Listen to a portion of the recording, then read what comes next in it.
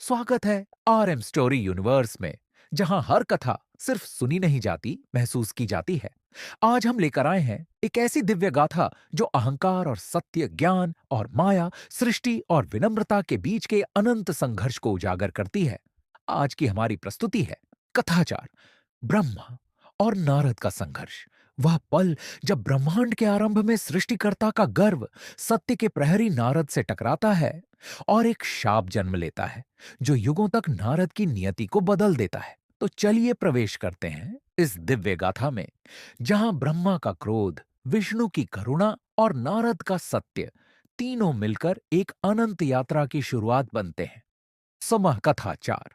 ब्रह्मा और नारद का संघर्ष महागाढ़ा शैली में विस्तृत रूप। सृष्टि के आरंभ में जब ब्रह्मांड आकार लेने लगा, ब्रह्मा के हृदय में एक मौन गर्व उत्पन्न हुआ। उन्होंने लोकों को रचा, आकाश को तारों से भर दिया, पृथ्वी को जीवन से सजाया। नदियां बहने लगीं, वायु नृत्य करने लगी, पर्वत प्रहरी की तरह खड़े हो गए और असंख्य प्राणी श्वास लेने लगे। उनकी अनेक रचनाओं में एक सबसे उज्जवल था उनका पुत्र नारद, जो दिव्य मन से उत्पन्न हुआ और शाश्वत भक्ति से परिपूर्ण था। नारद अन्य प्राणियों से भिन्न थे। उनके हाथ में वीणा थी, उनके स्वर में नारायण का नाम गूंजता था और उनका हृदय भक्ति से ओतप्रोत था। वे लोक लोकांतर में घूमते, गाते, सिखाते और ज्ञान फैलाते। परंतु नारद का सत्य तीक्ष्ण था और उनकी वाणी अक्सर अत्यधिक स्वतंत्र। वे जो देखते वही कहते, निर्भय और निष्कपट। एक दिन नारद ब्रह्मा के सामने आए। उन्होंने प्रणाम किया और मधुर स्वर में पूछा, पिताश्री, मैं जानना चाहता हूं, ब्रह्मांड में वास्तव में कौन सर्वोच्च है? ब्रह्मा ने गर्व से अपना मुख उठाया। उनके चार मुख अधिकार से दमक रहे थे। मैं ही सर्वोच्च हूं, मुझसे अर्षि देवता और तुम तक उत्पन्न हुए हो। सृष्टिकर्ता से ऊपर कोई नहीं। नारद मुस्कुराए। उनके शब्द कोमल थे, पर उनमें सत्य का भार था। सृष्टि आपसे आरंभ होती है पिताश्री, पर क्या वह विष्णु की इच्छा के बिना चल सकती है? वातावरण अचानक भारी हो गया। देवता मौन हो गए, वायु भी थम गई। ब्रह्मा की आंखें संकुचित हो गईं। क्या तुम मेरी सत्ता पर प्रश्न उठाते हो?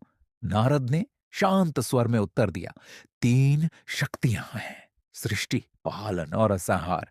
यदि विष्णु आपकी सृष्टि का पालन न करें तो वह ढह जाएगी। यदि शिव पुराने लोकों का संहार न करें तो आपको पुनः सृजन के लिए स्थान ही न मिलेगा। पिताश्री, ब्रह्मांड सामंजस्य से चलता है, अहंकार से नहीं। सत्य उनके हृदय में घाव की तरह उतरा। ब्रह्मा का क्रोध भड़क उठा, उनका गर्व अग्नि की तरह प्रज्वलित हो गया। तुम्हारी हिम्मत कैसे हुई यह कहने की कि मैं सर्वोच्च नहीं हूं? तुम बहुत बोलते हो पुत्र, तुम्हारा ज्ञान तुम्हें अहंकारी बना रहा है। नारद ने सिर झुका लिया। मैं केवल वही कहता हूं जो मैंने देखा है। मेरा उद्देश्य आपको आहत करना नहीं, केवल ब्रह्मांड का सत्य बताना है। परंतु ब्रह्मा का क्रोध तूफान की तरह उठ खड़ा हुआ। उनका स्वर आकाश में गूंज उठा। मैं तुम्हें शाप देता हूं नारद। चूंकि तुम ज्ञान से चिपके हुए हो, तुम्हें अज्ञान से परखा जाएगा। तुम्हें माया के संसार में भेजा जाएगा। तुम आसक्ति, दुख और विरह का अनुभव करोगे जब तक विनम्रता तुम्हारे भीतर न जागे।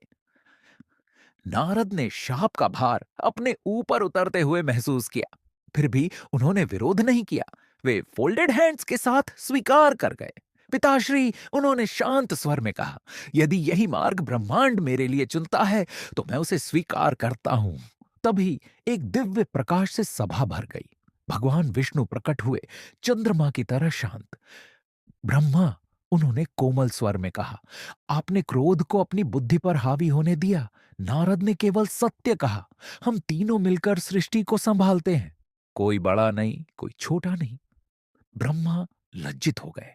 उनका गर्व पुराने खोल की तरह टूट गया। उनके चार मुख विनम्रता से झुक गए। नारद ने उनके चरण स्पर्श किए। पिताश्री, मुझे कोई रोष नहीं है। आपका शाप मुझे युगों तक सीखने का मार्ग देगा। ब्रह्मा ने कांपते हाथों से उन्हें आशीर्वाद दिया और इस प्रकार नारद की नियति का मार्ग आरंभ हुआ। लोकों और युगों में, प्रेम और विरह में, माया और ज्ञान में, ताकि वे शाश्वत साधक बन सकें, अनंत यात्री जो सदा सर्वोच्च का नाम गाते रहें। और इस प्रकार पूरी होती है हमारी आज की कथा। जहां एक सत्य ने एक देव को गिराया, एक शाप ने एक ओर्षि को तराशा और एक क्षण ने युगों का आधार रचा। नारद की यह यात्रा अभी समाप्त नहीं हुई, यह तो बस शुरुआत है। माया, प्रेम और मानव जन्मों तक फैली हुई एक लंबी दिव्य परीक्षा की। यदि आपको यह गाथा पसंद आई हो तो आरएम स्टोरी यूनिवर्स को लाइक करें, शेयर करें और ऐसे ही अद्भुत अध्याय सुनने के लिए सब्सक्राइब करना ना भूलें। आपके एक क्लिक से हमारी कहानी यात्रा और भी भव्य बनती है। अगले अध्याय में फिर मिलेंगे, एक नई कथा, एक नए रहस्य और एक नई अनुभूति के साथ।